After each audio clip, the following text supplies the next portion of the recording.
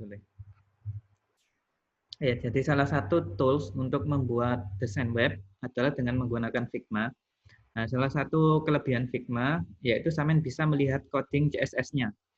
Kalau sampean membuat desain web. Nah, misal saya mau melihat CSS-nya ini gitu ya.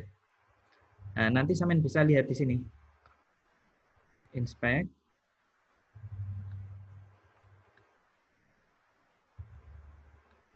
Kok susah ke bawahnya ini. Nah, ini ya. Nah, di bawahnya ini ada kode CSS-nya.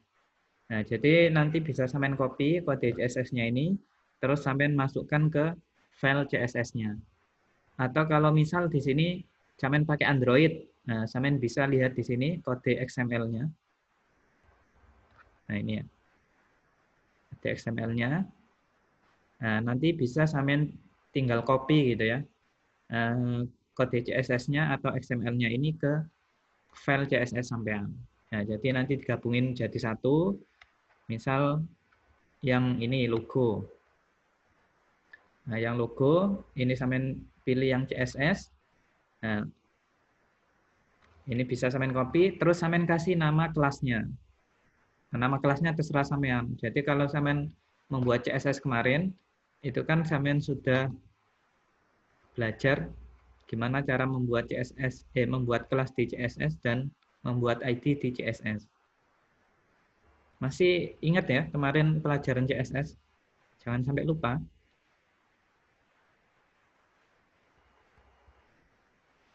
Nah, jadi kemarin kalau sampean sudah belajar di Witri School, itu sebenarnya adalah materi-materi dasar yang harus sampean pahami. Ya, harus sampean pahami dengan baik.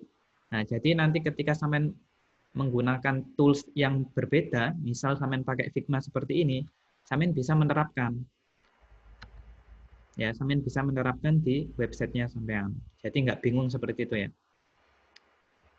Nah, jadi nanti bisa sampean coba-coba, sampean cari tutorial di website juga banyak membuat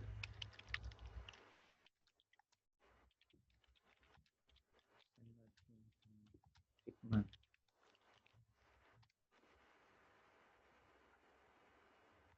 Ini aplikasi Android. Jadi nanti sampean bisa cari-cari tutorialnya. Saya tidak menjelaskan banyak mengenai tools Figma ini. Nah, jadi yang saya jelaskan adalah salah satu tools yang bisa sampean gunakan untuk mendesain web. Salah satunya adalah Figma. Ya, di Figma ini sampean juga bisa bisa share ya. Nah, misal sampean kerja dengan beberapa tim gitu ya. Nah, nanti anggota dari tim sampean yang lain itu bisa melihat hasil kinerja sampean. Ya, tinggal di-share aja. Siapa yang mau dimasukkan di dalam project ini. Nah, tinggal dimasukkan emailnya. Nah, nanti setiap anggota nanti bisa melihat hasil kinerja dari masing-masing orang. Ya, jadi nanti bisa saling mengoreksi, terus bisa saling menambahi kalau misal ada kesalahan dan lain sebagainya. Ya, jadi nanti ya sampean coba-coba sendiri tools Figma ini. Nah, sebenarnya ada banyak juga ya. Kalau sampean pengen coba bisa ini Adobe XD. Kalau Adobe XD ini nggak online, jadi sampean harus download ya. Ini punyanya Adobe. Nah, sampean bisa pakai ini juga enak, Adobe XD ini.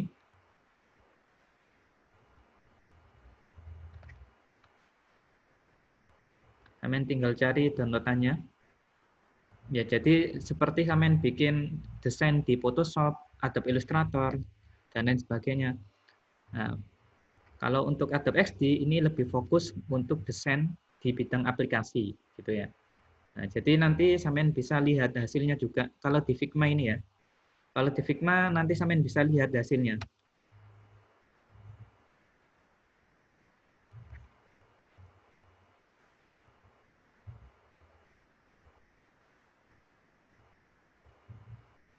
Nah, nanti hasil jadinya seperti ini. Ini ya. Jadi langsung bisa sampean lihat hasilnya apakah sudah sesuai dengan yang sampean inginkan atau enggak gitu ya. Ya, jadi kurang lebih nanti seperti ini untuk penggunaan Figma. Nanti silakan dipelajari lebih dalam sendiri gimana cara membuat desainnya.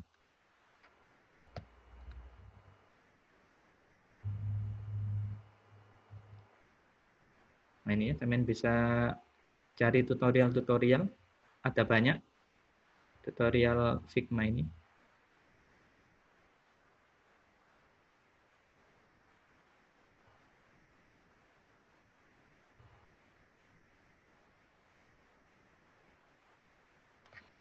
Nah, atau bisa juga yang pakai Adobe XD. Adobe XD ini juga enak ya. Adobe XD. Tools-nya juga lebih lengkap. Ya, misal membuat login seperti ini. Tools-nya lebih lengkap kalau di Adobe XD. Sebenarnya Figma ini juga bisa ini ya, ada yang buat desktop juga. Ada yang buat desktop, ada yang buat online. Nah, kalau ini saya nyoba di online aja.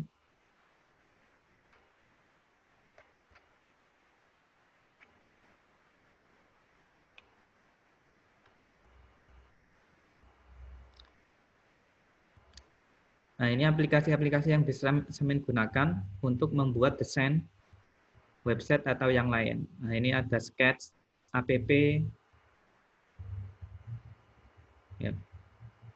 Sketch app, Adobe XD, ya, Adobe XD, Origami,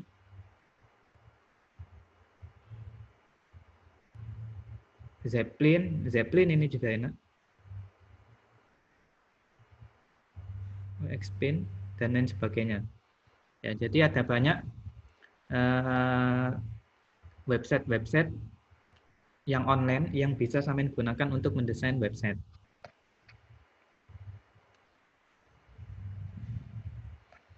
Ya, jadi itu pengenalan mengenai Figma. Nanti silakan sampean coba-coba sendiri, explore sendiri. Nah, kemudian untuk percobaan ya, nanti silakan sampean lanjutkan untuk percobaannya yang di JavaScript.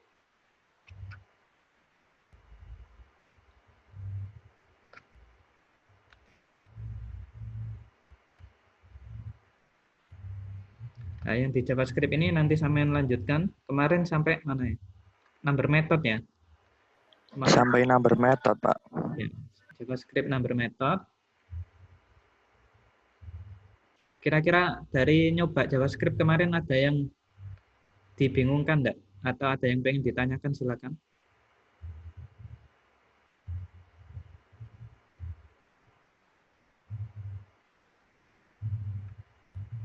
Enggak ada, masih paham ya mengenai JavaScript? Ada yang pengen Masih bisa, Pak. Oke. Nah, kalau enggak ada yang ditanyakan, nanti silakan dilanjut ya. Jadi untuk tutorial JavaScript ini sama seperti sampean di pemrograman bahasa C. Nah, jadi ada step-stepnya gitu ya. Nah, untuk selanjutnya ini mengenai array.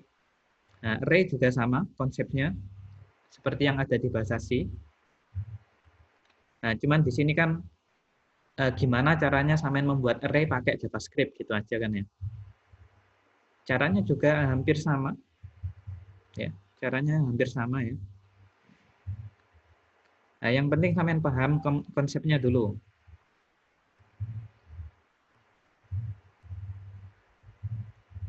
Ini ya, dicoba beneran ya. Jangan copy paste tugasnya orang lain. Ya, jangan dibiasakan.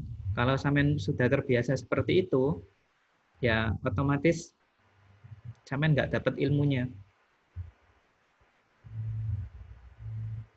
Nah, jadi dicoba sendiri, dianalisa sendiri.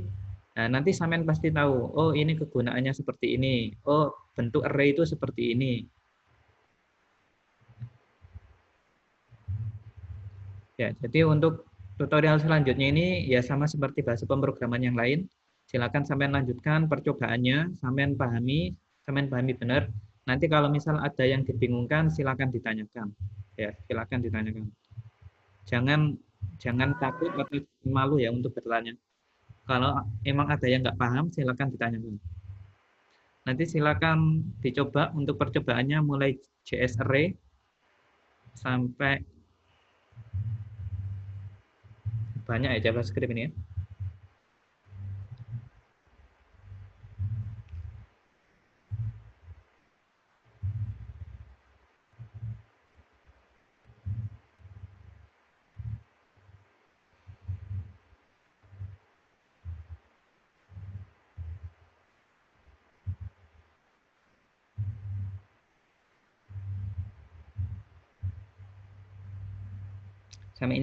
Sampai ini aja ya, sampai regex. Sampai regex, mana regex tadi? Nah ini ya. Sampai regex regular expression. Nah, nanti silakan dicoba sampai sini regular expression.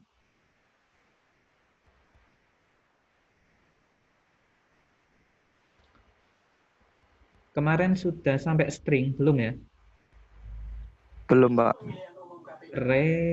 Oh ini ya. Mana tadi ya? Oh ini udah string ini. Oh iya sih, Pak. Maaf. JavaScript string.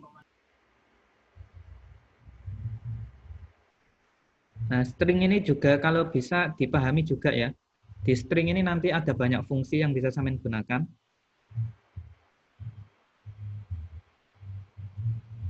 Mulai dari .length ya untuk ini mengambil panjang dari string. JavaScript string. Nah, ini string methodnya ini, string method. Nah, ada .length ya. .length ini ya untuk mendapatkan panjang dari string yang dimasukkan. Kemudian index of. Nah, ini juga dipahami ya.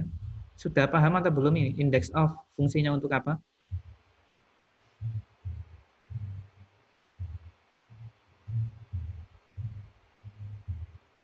Oke, ada yang bisa menjelaskan index of ini fungsinya untuk apa? Mencari lokasi string, Pak. Dari lokasi string. Kalau misal seperti ini, str.index of locate, outputnya apa?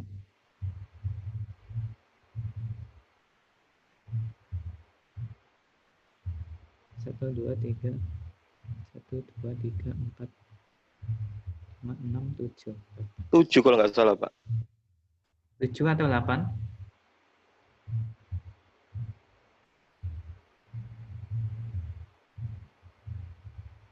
7 atau 8? Oke, kita coba ya. 7. Ini ya.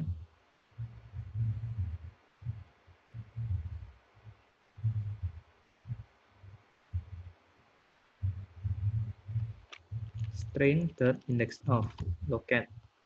1, 2, 0, 1, 2, 3, 4, 5, 6, 7.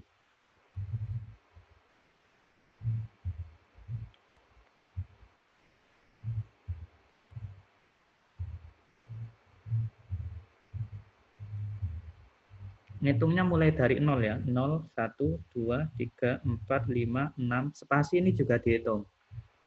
6, 7. Nah, L ini terletak di indeks yang ke-7. Ngitungnya mulai dari 0, 1, 2, 3, 4, 5, 6. Spasi ya. Terus L-nya ini terletak di indeks ke-7. Ya, jadi kemarin sudah dipahami kan ya? Takutnya enggak ini apa cuman dicoba saja nggak dipahami, nah, itu juga salah ya. Jadi dicoba, dipahami, nah nanti biar bisa diimplementasikan di proses yang lain ya. Jadi untuk percobaan selanjutnya nanti silakan sampean coba yang JS Array. Jadi gimana caranya membuat array sampai ini ya, regex, regular expression. Nah, regular expression ini biasanya dibuat ini validasi. Misal sampean harus menginputkan gitu ya. Ketika menginputkan nomor telepon itu harus yang boleh diinputkan itu cuma angka gitu ya. Nah, salah satunya itu bisa menggunakan ini regular expression.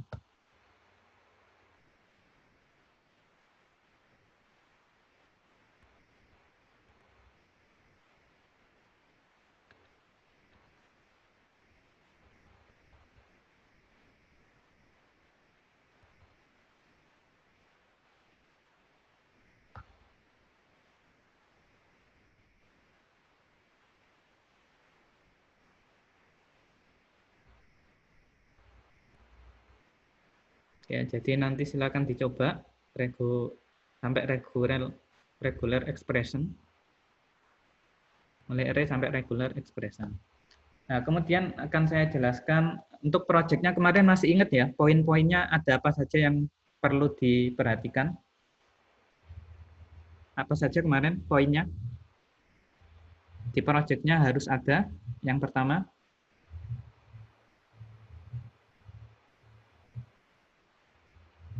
Halo? Masih ingat enggak? Halaman login, Pak. Oke, halaman login. Terus apa lagi? Pak.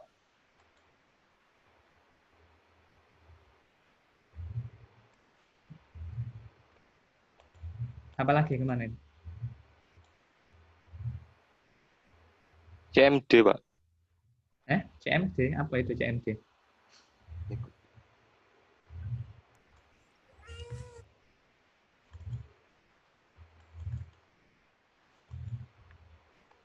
CRUD. Oh iya, Pak, itu, Pak. Apa itu CRUD?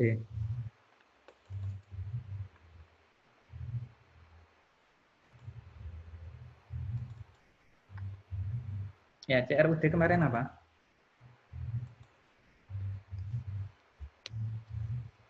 Masih ingat? Create, update sama delete, Pak. Create, read, update, delete. Sama delete. Ada 4 komponen ya. Pertama, create, jadi untuk menambahkan data. Kemudian read, untuk menampilkan data. Terus update, untuk edit data. Sama delete, untuk menghapus data. Terus apalagi? Itu tadi pertama login, kemudian CRUD, terus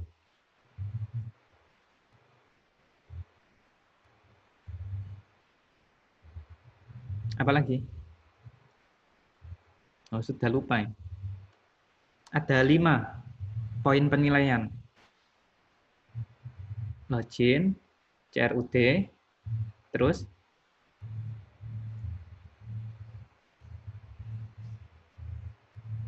apa? Sudah lupa. Halaman admin, terus halaman utama, halaman awal gitu ya. Halaman awal. Kemudian yang terakhir yaitu desain. Ya. Jadi nanti saya harapkan kalian tidak download template. Jadi nanti desainnya silakan coba dibuat sendiri, gitu ya. Soalnya kalau sampean pakai template, nanti saya bisa mengetahui ya mana website yang pakai template atau enggak. Nanti bisa saya cek. Nah, jadi silakan nanti desainnya dibuat manual. Boleh pakai Bootstrap. Boleh pakai Bootstrap. Nah, tetapi nggak boleh pakai template. Ya, Bootstrap-nya tetap harus sampean edit sendiri. Nggak boleh langsung template langsung jadi, sampean tempelkan di websitenya sampean, nggak boleh. Nah, jadi poinnya ada 5 tadi ya. Pertama, login, CRUD, halaman admin, halaman utama, halaman awal. Kemudian yang terakhir yaitu desain. Ya, karena ini materinya tentang desain.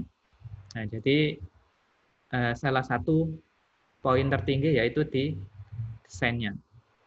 Nanti desainnya sampean bisa pakai library Bootstrap biar lebih responsif gitu ya websitenya dan tampilannya juga lebih indah. Sampean bisa pakai Bootstrap. Tapi nggak boleh pakai template, ya. Diingat-ingat, nggak boleh pakai template website langsung jadi.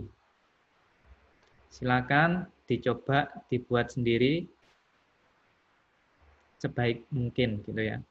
Waktunya masih lama untuk demo websitenya, jadi silakan dicoba mulai dari sekarang. Misal bikin loginnya dulu, kemudian habis bikin login, bikin halaman awal, bikin halaman admin, terus CRUD, terus perbaiki desain. Oke ya. Ada yang ditanyakan mengenai projectnya?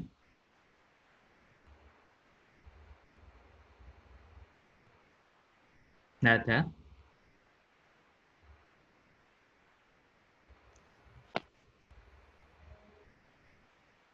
Gimana? Ada yang pengen ditanyakan?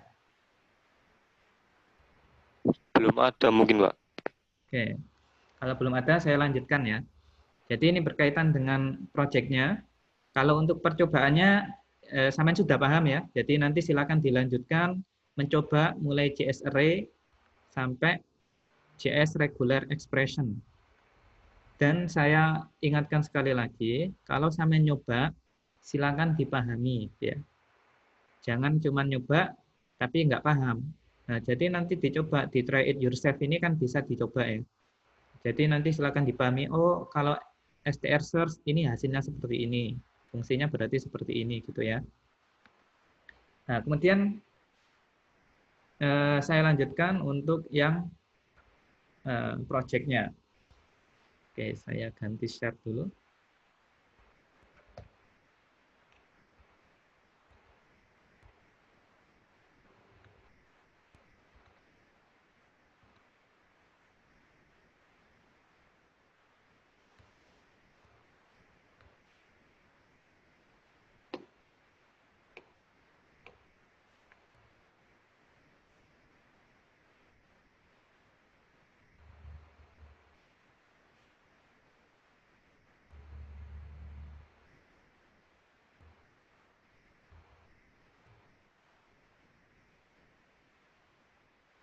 Oke, di sini saya jelaskan sedikit ya mengenai membuat login. Nah, untuk membuat login, nanti sampean bisa menggunakan PHP atau JavaScript.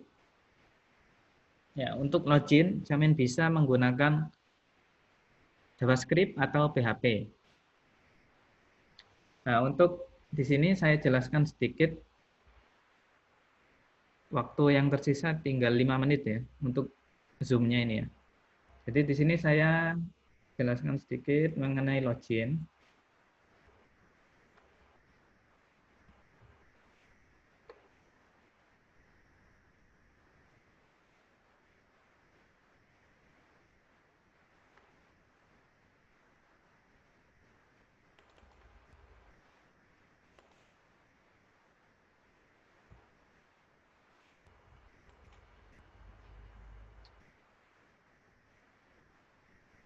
Oke, untuk membuat login mana ini tampilannya ya?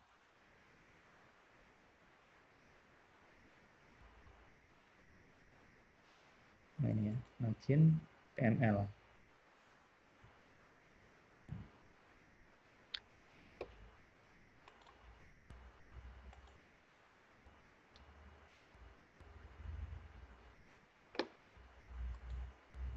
Oke, di sini untuk login saya menggunakan tampilannya ini ya, saya menggunakan Bootstrap. Bootstrap kemarin sudah pernah saya singgung sedikit ya. Jadi Bootstrap ini adalah library CSS ya. Library untuk mempermudah kita dalam membuat CSS. Untuk referensinya nanti bisa sampean coba buka Waitress School gitu ya.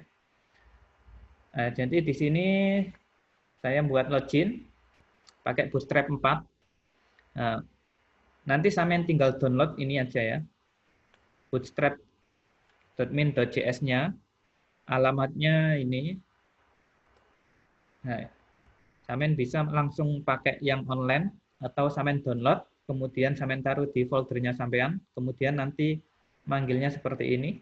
Ini saya taruh di folder JS. terus saya panggil namanya, nama library-nya gitu ya. Ini untuk yang Bootstrap CSS-nya, yang bawah ini untuk Bootstrap JavaScript-nya. Ya, jadi nanti bisa sampean lihat di W3 School.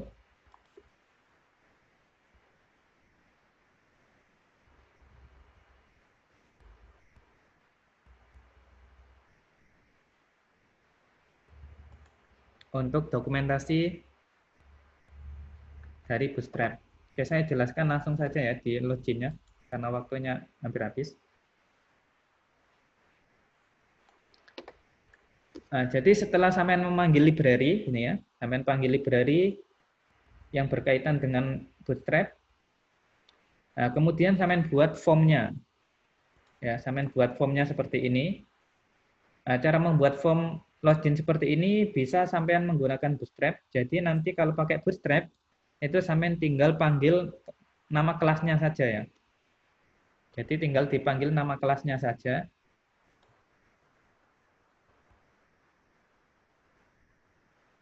Ya, jadi seperti ini. Tinggal kalau misal buat kontainer, tinggal panggil kelasnya kontainer. Kemudian kalau bikin cart itu seperti ini ya, kotak ini ya. Kotak ini namanya cart.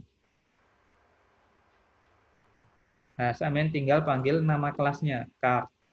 Kemudian ditambahin lagi div kelas cart header background transparan. Kemudian ini saya tulis please login gitu ya. Nah, ini semuanya pakai Bootstrap. Jadi kalau pakai Bootstrap, sampean tinggal panggil nama kelasnya saja. Ya, panggil nama kelasnya saja. Untuk nama-nama kelasnya, nanti bisa sampean lihat di referensi Bootstrap yang ada di W3 School. Kalau pengen membuat card, itu nama kelasnya apa. Kalau pengen membuat image yang responsif, nah itu nama kelasnya apa gitu ya. Jadi sampean tinggal cari referensinya di W3 School. Ya, setelah saya membuat form, anggap aja formnya sudah jadi gitu ya. Kemudian di form,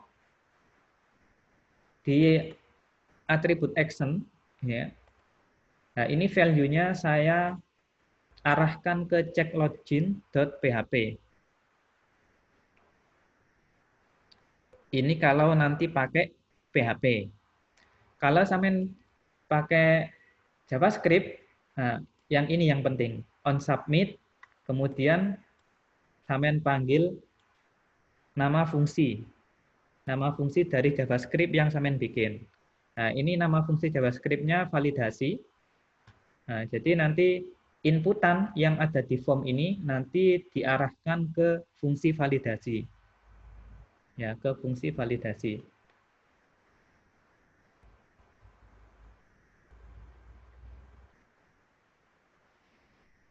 Nah, fungsi validasi ini saya letakkan di ini ya, app.js.